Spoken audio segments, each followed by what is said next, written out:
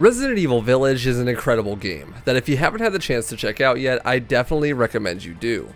With the amazingly fast speedrunning community working quickly and forming around it, some crazy stuff has already been discovered. Using tools like Cheat Engine and good old-fashioned trial and error, we have been able to crack open just how each of the bosses and enemies work. This has led to huge breakthroughs in the speedrun, creating large time saves where there was once a big fish. What do you mean, mother's special child?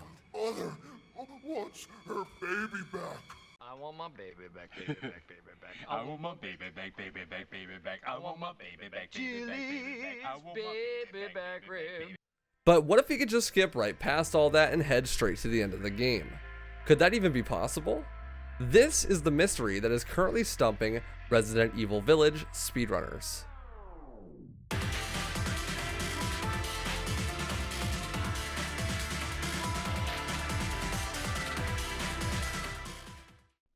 Before we get into the meat of the video, if you're not really into glitches and speedruns, I really recommend that you just give this video a try because it's actually going to teach you a lot about why Resident Evil 8 won't be broken like a lot of those games that you might think it would be like.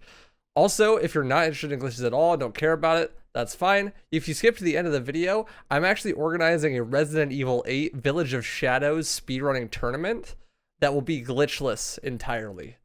So if you want more details on that, lots of really cool runners involved with that, stay to the end of the video or just skip to the end to watch the trailer for that, and more information will be on that soon.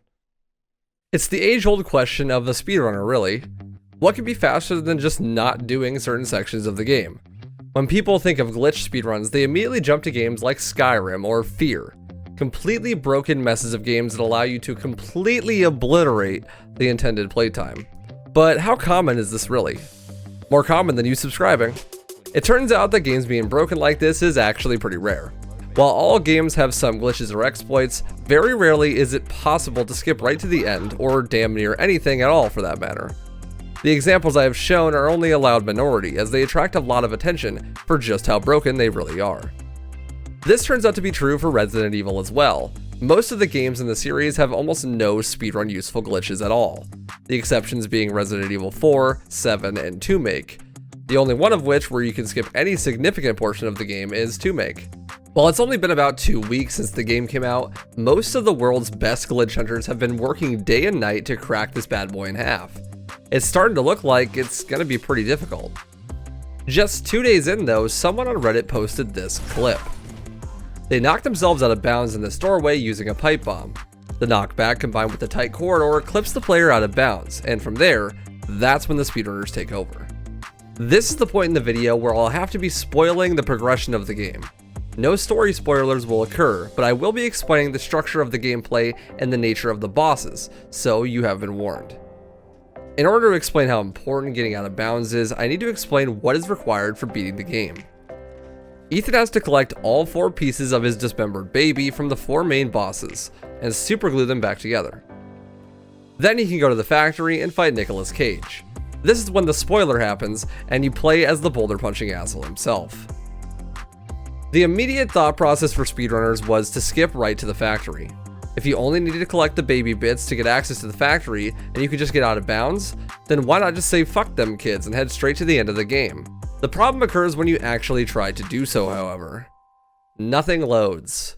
You get a RuneScape level load going on, but none of the triggers in the area are loaded, and you can't interact with anything. This is probably a good time to explain how triggers work in video games. For those who aren't total nerds like myself and haven't studied game design, a trigger is a condition to activate an event. It could be as simple as pressing this button and this door opens, or as complicated as when the player reaches exactly 400 HP and has 3 bullets left in his gun, change the world state to nighttime. Games use triggers to progress the world in a way that makes it interactable.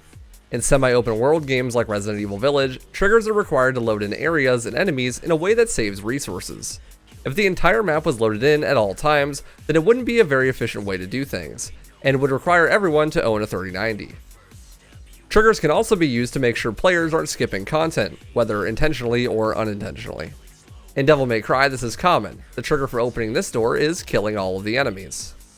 In this instance, the factory does not load in unless the trigger for it is activated, and the trigger happens to be placing the chalice. The only way to get the chalice is to put in all 4 baby parts. So while speedrunners may be able to get to the factory immediately, it's not actually any faster. You can't cause it to load in, so it's useless. This happens all the time in Village, with tons of testing done, dozens of hours floating around and out of bounds, using 5 times speed and cheat engine. The conclusion is, this game is really well made. Not because of its phenomenal art, world design, voice acting, boss design, or even the fish.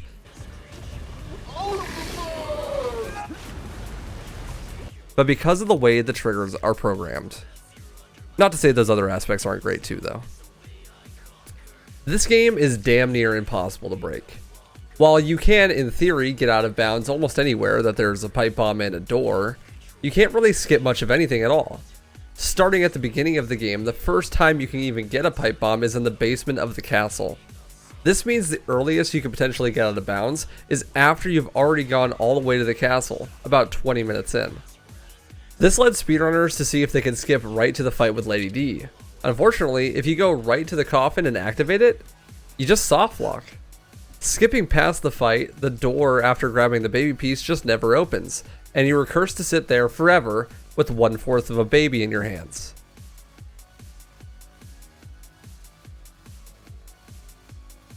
If you were to use cheat engine to clip through the wall, you could still progress, but the world state that triggers when the door opens never works, and when you get to the village, important cutscenes in certain areas are just not loaded. So killing Lady D is required to get past the baby pieces. But you can't fight Lady D from the start of the castle. So what is actually required to fight Lady D? Well, it turns out there's a big long list of triggers that must be hit in order so that you can trigger her fight to spawn. On the left is the list of total triggers in the area. And here is the list for all of her triggers that are required for the fight to spawn. This was figured out by manually triggering anything that we thought could be a trigger, then going out of bounds and trying to start the fight. Unless you hit every single trigger up to the Iron Gate key, Lady D just doesn't spawn. That means that in theory, once you pick up the Iron Gate key, you can just go straight to the boss. This is where the out of bounds comes into play. Using the pipe bomb to yeet yourself through this wall, one can simply follow this line and head right into the boss fight. This saves about 4.5 minutes on the easier difficulties, skipping both the remaining sisters and going onto the roof. This skip is huge. If only we had more skips like this in other sections of the game, right? Well, it seems there is no shot, bucko, and here's why. It seems that the Lady D boss fight not requiring the sisters or even the masks is an oversight. One that does not apply to any of the other bosses. Every single other boss has more ways to check in place before the boss fight can be triggered. The pathway to House Beneviento, every Mia cutscene is a trigger, the elevator is a trigger, and your weapons are taken away from you once inside, so there's no possibility of going out of bounds. Moreau?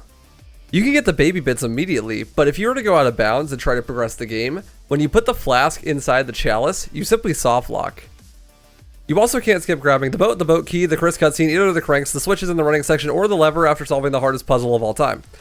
If you miss any of those, you simply won't spawn the boss, and even if he did somehow, you can't even use the chalice without soft locking until you kill him.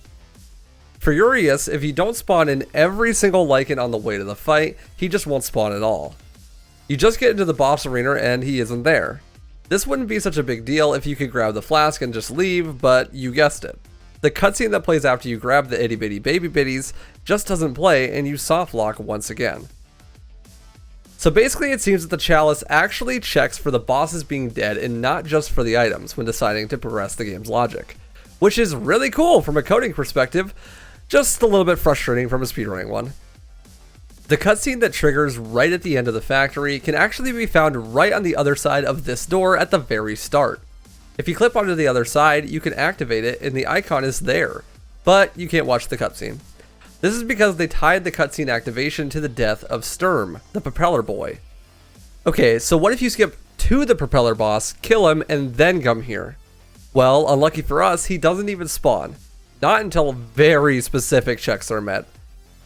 After hours of testing, we have come to the conclusion that in order to spawn Sturm, you must Collect the horse medal, use it. Collect the cog medal, use it. Have Sturm chase you. Watch this fan cutscene. Collect the key mold, cast it, and listen to every single line of dialogue that Nicolas Cage has in this national treasure level of complicated trigger systems. These triggers must also be done in order, or you just soft lock and Sturm doesn't spawn. So to recap, the castle has about 5 minutes of gameplay skipped due to oversights in trigger detection. You can't skip anything involving the house Beneviento, or the fish, or the factory. Well, surely the Chris section shouldn't be too bad, right? I mean, can you at least skip the... No! You can't skip anything. You can't skip the Lycan fight at the beginning, otherwise the game doesn't load this boss. And you can't skip the boss, because then you don't get the cutscene that sends you back to playing as Ethan. And after that, all that's left is the final boss. Nothing to skip there. So you may see the problem here. If you wanted to skip any more of the game than what is already proven to be possible, you would need to be able to skip some of the triggers that are required for spawning in bosses. Or, you could potentially find a way to load in the factory early and finish the game from there. But these are only theories. The mystery of how to skip even more of the game may never be solved. But damn if we speedrunners won't try. And if we ever manage to, you can be damn sure that I'll let you know about it. In the grand scheme of things, Resident Evil 8 skips that are possible right now fall perfectly in line with where most of the series is glitch-wise. In Resident Evil 4, using glitches saves about 10 minutes or so. In Resident Evil 7, it saves around 40 seconds, and in Resident Evil 2 Remake, it saves almost 30 minutes. While the spectrum of how much time glitches save in certain Resident Evil games can vary, 5 minutes in a 2-hour run is not a whole lot. I'm not certain if it will eventually lead up to saving more time later on. The structure of those triggers in this game is near unbreakable, but who knows, maybe one day that'll change.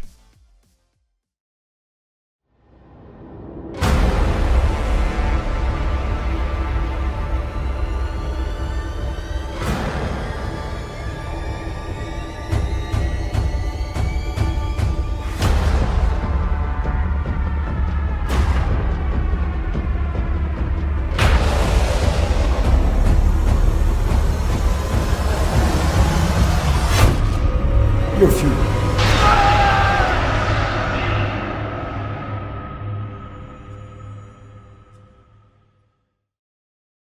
One thing that hasn't changed though is these amazing people's support. If you want your name on this list and want to support me financially, the best way to do so is by supporting me on Patreon. Thanks for watching, y'all.